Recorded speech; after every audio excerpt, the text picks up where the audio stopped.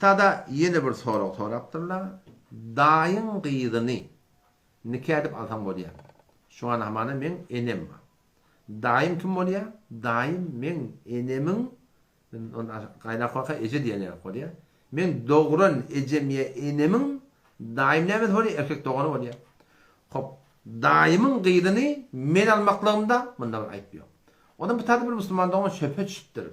Onu daim diye men nenemin diye erkek doğan diye. O erkek doğan bolsa bolsun. Daim marahim ten nenin erkek doğan bolan bile marahim tenin kıyıdan almaklığında iradi yok. Yine de burada deyip duralım çoktan yadan ben ne? Daydam deyiptir. Yani daimin den anlatı deyiptir. Men ne dedemin ayarlığını deyiptir. Yine ayıp var mı? Yine ayıp yok da. Sen deden ayarlığının kıyıdını almaklık ola sen doktor emmen bolýar.